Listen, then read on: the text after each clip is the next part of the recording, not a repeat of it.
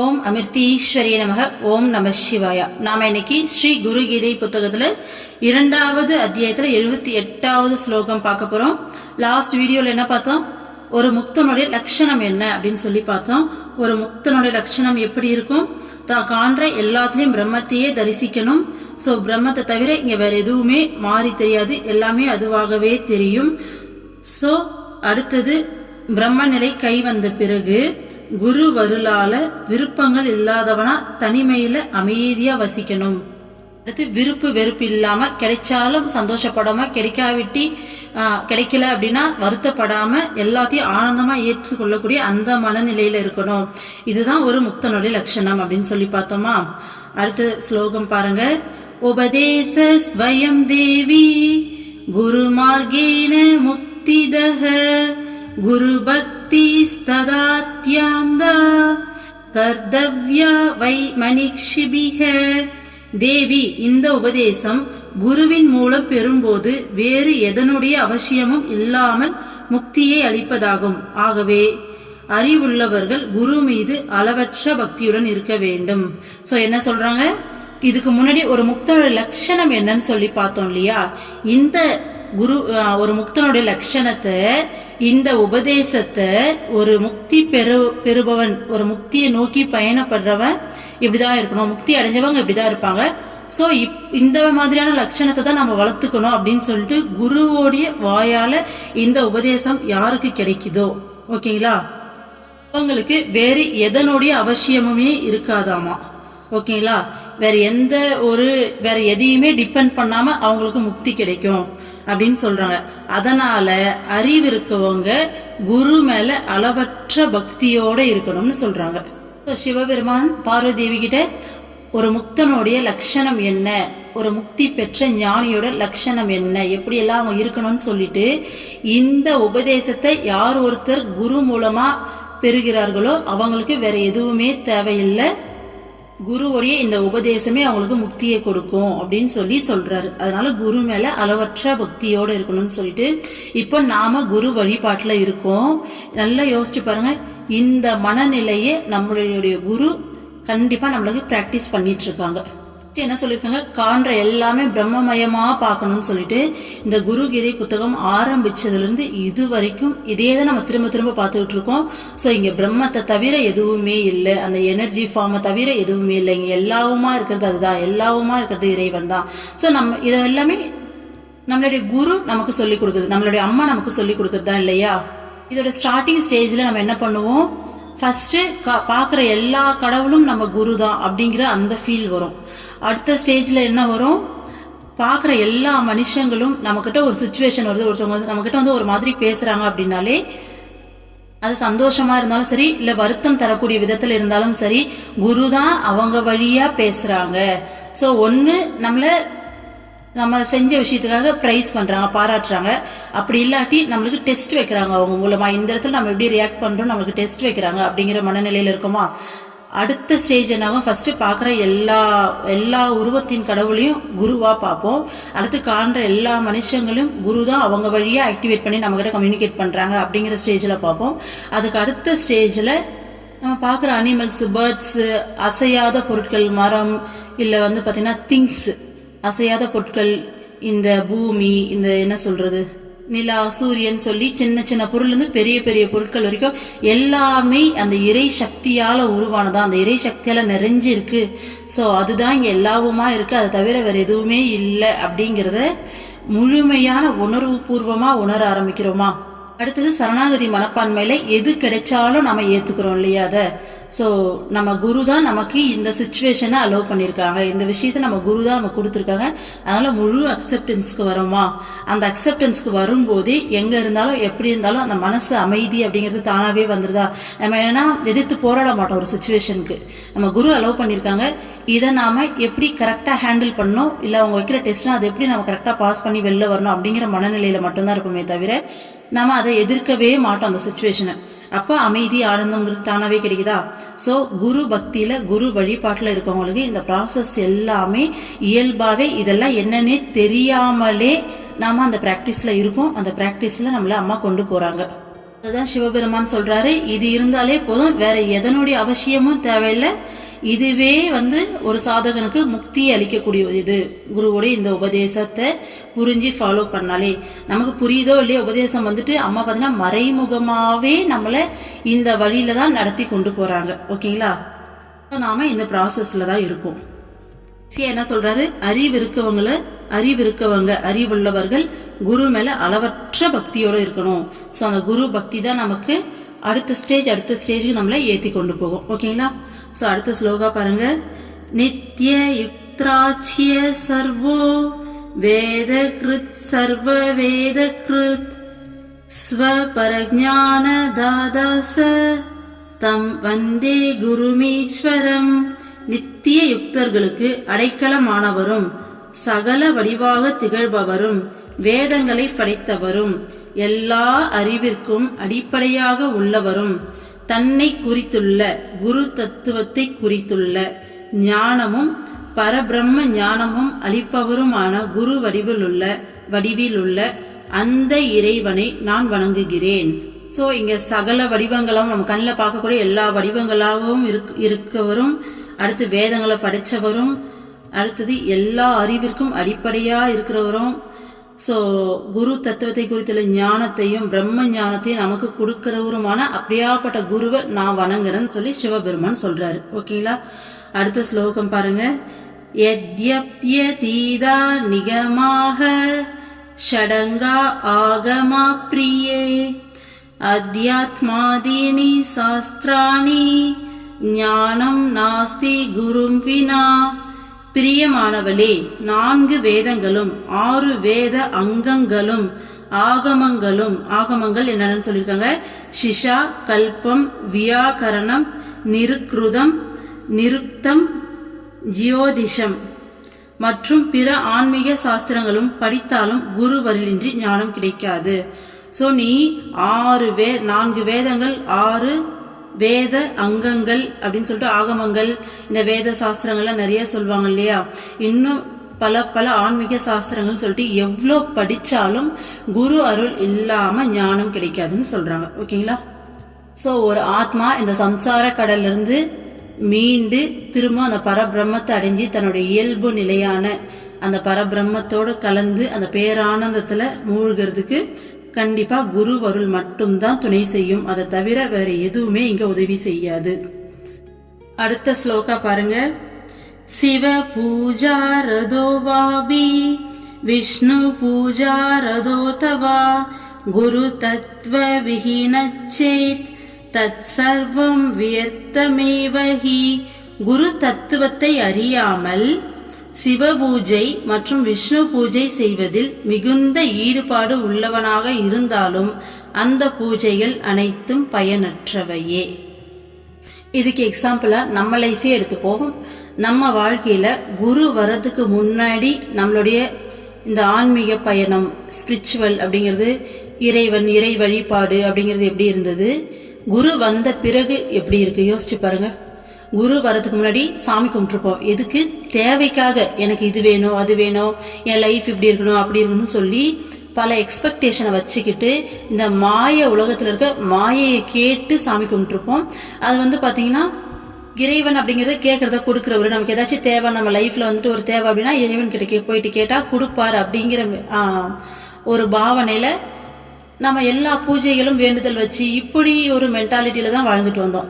எப்போ குரு லைஃப்ல என்ட்ரு ஆனாங்களோ அப்பதான் இந்த உலகமே மாயை, இந்த வாழ்க்கையே மாயை. ஸோ நம்ம ஒரு ஆன்மா பல பிறவிகள் எடுக்கிறோம். ஸோ திரும்பவும் இறைவனை அடையிறதுக்காக தான் இவ்வளவு ப்ராசஸும் நடக்குது. அப்போ முதல்ல நான் என்ற தன்மையை இழக்கணும், அந்த எதிர்பார்ப்புகளை இழக்கணும். நம்மளோட ஒரே எதிர்பார்ப்பு இறைவனை அடையிறதா மட்டும்தான் இருக்கணும். இங்க நானே ஒண்ணு இல்லை, இன்னொருத்தர் அப்படின்னு இல்லை, இங்க இருக்க எல்லாமே இறைவன் சொல்லிட்டு எல்லா உண்மையும் குரு வந்த பிறகுதான் நமக்கு தெரிஞ்சது இல்லையா. குரு வரதுக்கு முன்னாடி இந்த மாயையில சிக்கின ஒரு வாழ்க்கை தான் வாழ்ந்துட்டு இருந்தோம். அந்த வாழ்க்கையில் நம்ம பண்ண பூஜை புனஸ்காரங்களுக்கு மேபி ஒரு சில வேண்டுதல்கள் நடந்திருக்கலாம். அது எப்படி நடக்கும்னா, நம்ம மனசார ப்ரே பண்ணும்போது நம்மளுடைய அந்த ஆழ் மனசுக்கு போயிட்டு அது பிரதிபலிச்சு நடந்திருக்கலாம் இந்த யூனிவர்ஸ்ல. ஓகேங்களா? அதை தாண்டி எந்த ஒரு பிரயோஜனமே இல்லைல்ல. அது நடந்திருந்தாலும் அந்த மாய உலகத்துல இருக்க விஷயங்களை தான் கேட்டிருப்போம், அதுதான் நடந்திருக்கும். அதுல எந்த பிரயோஜனமும் இல்லைல்ல. உண்மையை நம்ம பார்க்கல, உண்மையை தெரிஞ்சுக்கல, தப்பான ஒரு வாழ்க்கையை தானே வாழ்ந்துகிட்டு இருந்தோம். ஆனா அந்த பிரேயரை விட்டுட்டு இன்னும் மற்ற சுத்தி செய்யக்கூடிய அந்த ஃபார்மாலிட்டிஸ் இருக்கு இல்லையா, வெறுமனே பண்ணக்கூடிய இந்த பூஜை புனஸ்காரங்கள், இதனால ஏதாச்சும் பிரயோஜனம் இருக்கா? யோசிச்சு பாருங்க. இதே பூஜை புனஸ்காரத்தை நம்ம ஒரு குருவுக்கு கீழே இருந்து பண்ணும்போது இறைவன் மேல குரு மேல இருக்க அன்பால அதை செய்வோம். ஓகேங்களா? ஒரு கடமையாவோ இல்லை எனக்கு இது வேணும் அப்படிங்கிறதுக்காகவும் நம்ம செய்ய மாட்டோம். அவங்க மேல இருக்க அன்பால செய்யும் போது அந்த அன்பு டைரக்டா அவங்களுக்கு போய் ரீச் ஆகும். ஆனா குரு கிட்ட வர்றதுக்கு முன்னாடி நம்மளுடைய பூஜைகள் புனஸ்காரங்கள் அப்படி இருந்ததா? அப்படி இல்லைன்னா அது வெறும் சடங்கு மட்டும்தான், அதனால எந்த பிரயோஜனமும் கிடையாது அப்படின்னு சொல்றாங்க. ஓகேங்களா? அடுத்த ஸ்லோகா பாருங்க. சிவஸ்வரூபமஜ்ஞாத்வ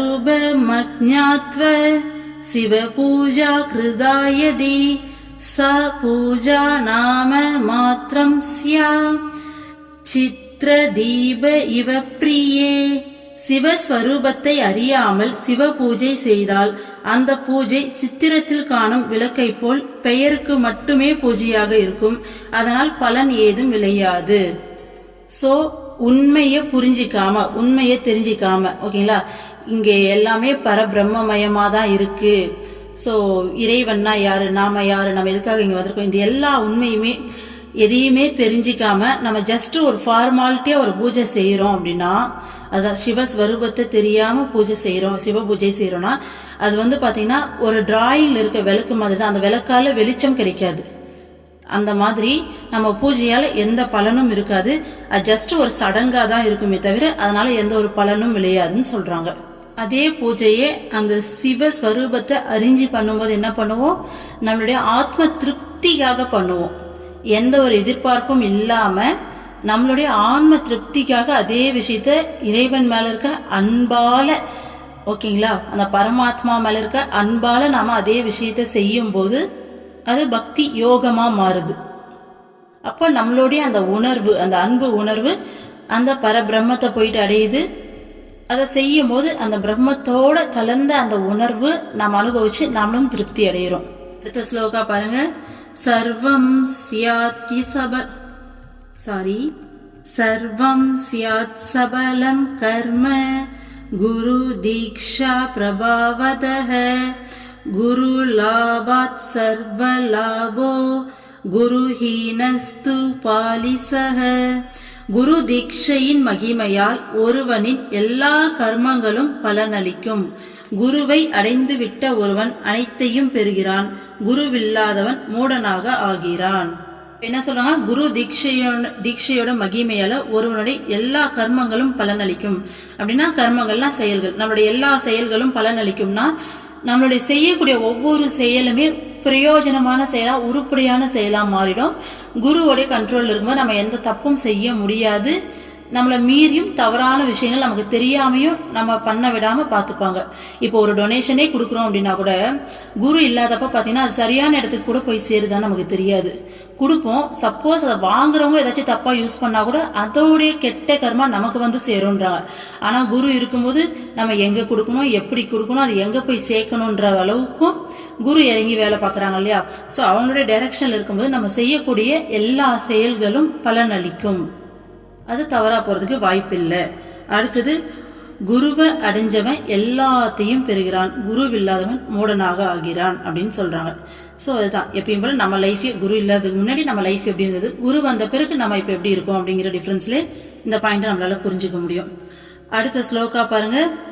குரு ஹீன பசு கீடஹ பதங்கோ வக்து மர்ஹதி சிவரூபம் ஸ்வரூபம் ச ந ஜானாதி யத ஸ்வயம்.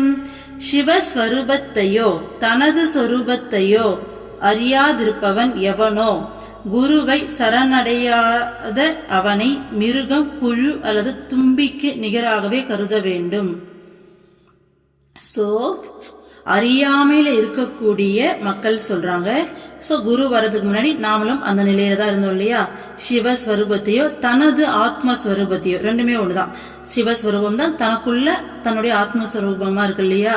இதை அறியாதவங்க யாரா இருந்தாலும் குருவை சரணடையாதவங்களை மிருகம், புழு அல்லது தும்பிக்கு நிகராதான் கருத வேண்டும்னு சொல்றாங்க. கண்டிப்பா குரு வரதுக்கு முன்னாடி நம்மளுடைய வாழ்க்கை அப்படிங்கிறது கண்டிப்பா ஒரு மிருக வாழ்க்கைக்கு ஈக்குவலா ஒரு அறியாமை இருள மூழ்கி போய் இந்த உலகம்னா என்ன, இந்த வாழ்க்கைனா என்னன்னே புரியாம தேவையில்லாம இந்த உலகத்துல போயிட்டு முட்டி மோதி அழுதுகிட்டு எங்கெங்கேயோ எதையோ எதிர்பார்த்துக்கிட்டு நம்மளும் கொடுக்கிற தன்மையில் இல்லாம எவ்வளோ கஷ்டப்பட்டோம் இல்லையா. ஸோ அது ஒரு மிருகத்துக்கு அல்லது புழு அல்லது தும்பிக்கு நிகரான ஒரு வாழ்க்கை தானே தவிர குருவை சரணடைஞ்ச ஒருத்தருடைய வாழ்க்கையை மட்டும்தான் உருப்படியான வாழ்க்கை அப்படின்னு சொல்றாங்க. ஓகேங்களா.